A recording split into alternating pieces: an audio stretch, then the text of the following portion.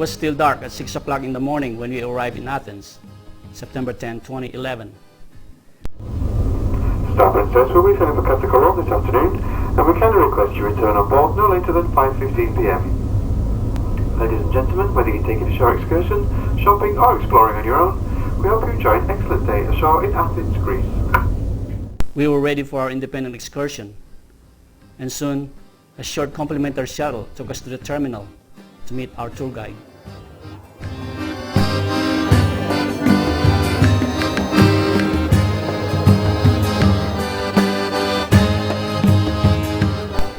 At first, I thought we lost our guide, but Steve was already waiting for us to join our group.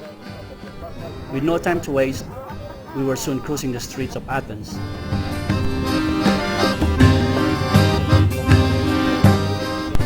Athens is the capital and the largest city of Greece. As one of the world's oldest cities, it is also known as the cradle of Western civilization. Of the 12 million inhabitants in Greece, 5.5 million live in the greater Athens area. So almost half, about 45% of the total population live here in this huge megalopolis. But there are more than 1,400 islands in total. There are plenty available.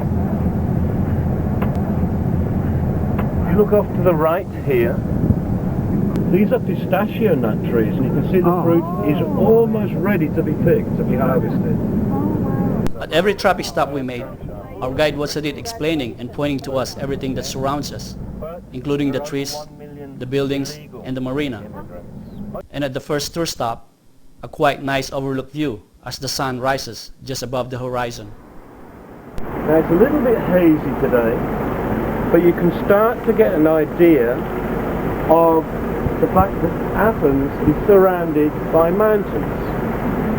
There's 3 mountain ranges comprising 5 mountains in total. They form a horseshoe shape around Athens. Traffic was no problem on this day because the taxi drivers were on labor strike. So this was a very important avenue. That's why there are a lot of car showrooms, car dealerships here, and the offices above are insurance companies and shipping companies. Steve decided, and we all agreed, that we head for the Acropolis first before it gets crowded with tourists.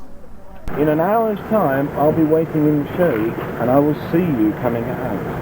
Okay? For 1 hour? I will be there in an hour. Okay. You come down an hour and a half, whenever you are ready. Okay. We bought our entry tickets and we were on our own to explore the most photographed spot in Athens, Greece, the Acropolis.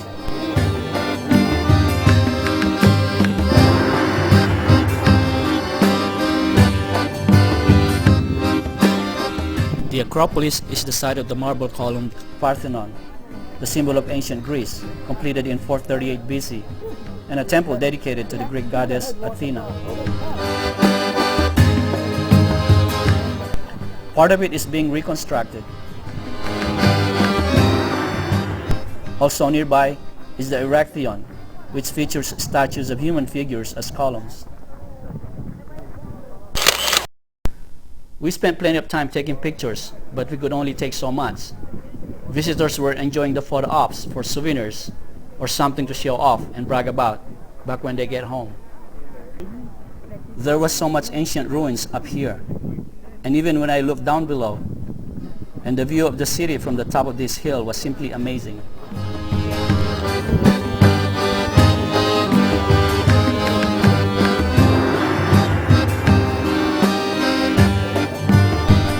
When we finished, down below we climbed up the Areopagus, also called Mars Hill. It's the bare marble hill next to the Acropolis. We had to be careful walking over the marble rocks because they are very, very slippery. From here, we also enjoyed the view of the city of Athens at a different angle.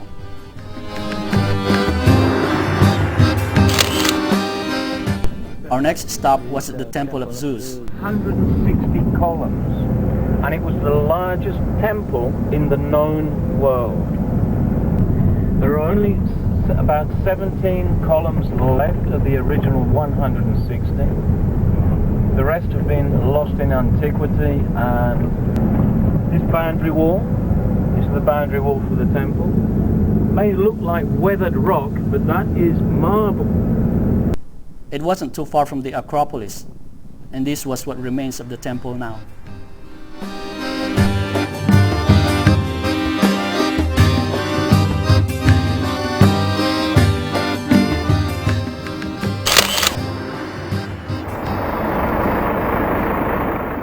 Then we headed for the Panathenaic Staging, an athletic stadium that hosted the first modern Olympic Games in 1896. It is the only major stadium in the world built entirely of white marble, and one of the oldest stadiums in the world. We could only take pictures from the outside front.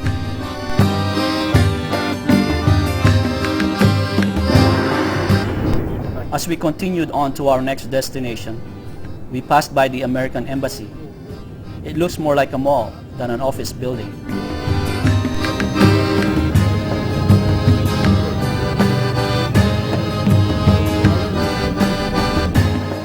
We were soon aiming our cameras from the other side and overlooking the city of Athens.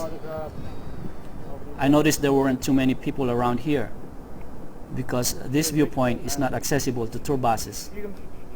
This was another good place for photo ops. Again, something to show our folks back home that we were really here.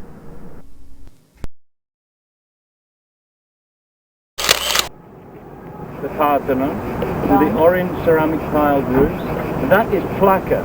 That is the original Athens. You can think back. There was so much to know about Athens and more things to learn, but the pictures and landmarks seem to be easier to remember. One thing you can see, but you don't realize you're looking at it, there are no tall skyscrapers here, because city planning says no building should be tall higher than the Acropolis.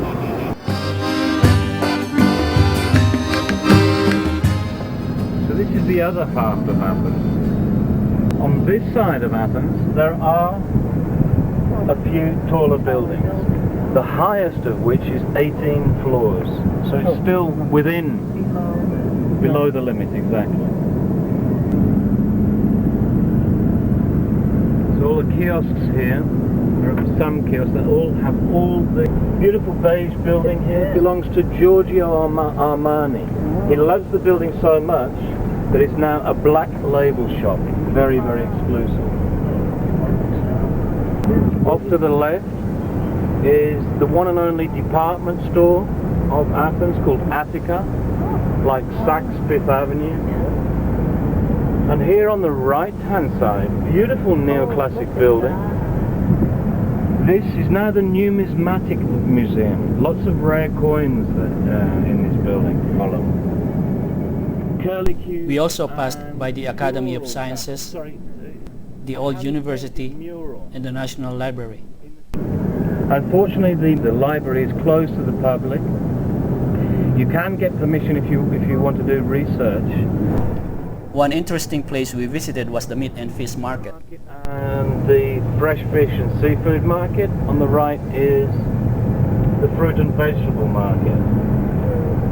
So I'd like to have a closer look. A few minutes. As Steve suggested, we walk our way through the crowd inside the market to experience the ongoing market transactions and the opportunity to take a few pictures and mingle with the local people while minding that pickpockets may be around us.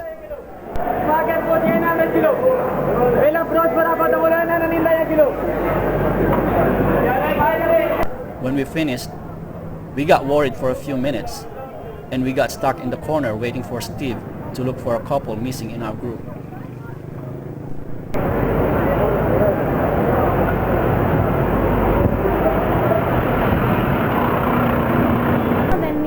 Walking back for our ride to continue with our tour, we stopped for a quick peek and more photo ops of a small church along the way. It looked like an ancient church in the middle of modern architectures.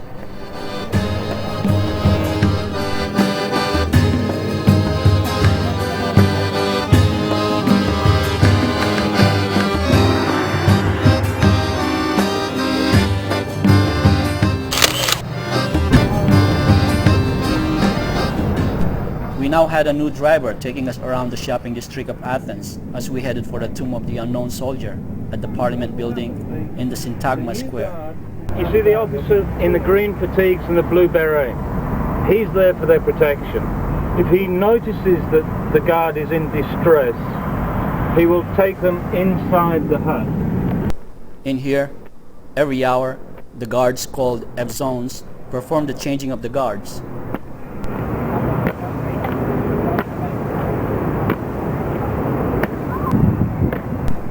They wore uniforms with pom-poms on the toes of their shoes and skirts with stockings.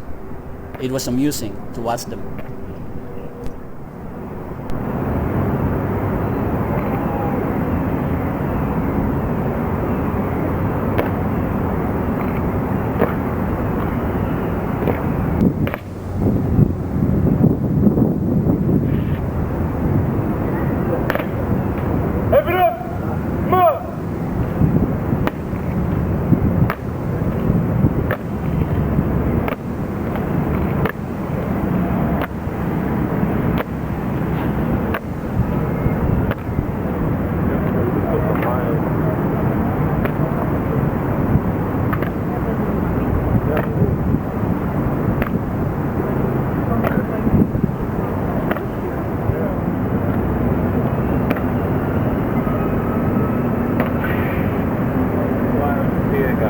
One famous photograph, one of the guards were on duty.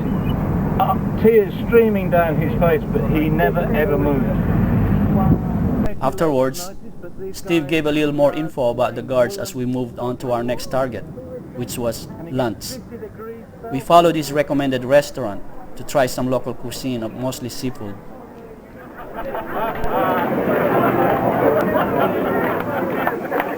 Hold it, yeah, hold it up.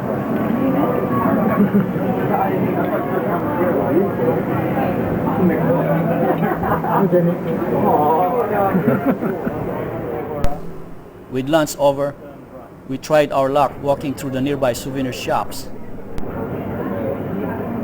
And we have encountered more ancient ruins across a major street.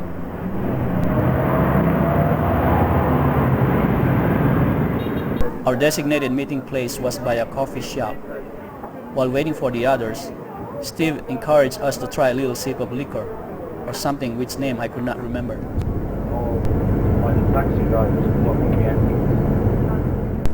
On the way back to the port, some of us got tired already, or had enough of this touring, but not until we checked out this interesting boat that Steve wanted us to see.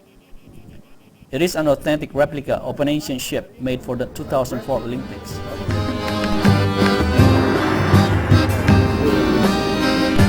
Another day gone, and this visit to Athens is one of the best ancient places that I would always remember.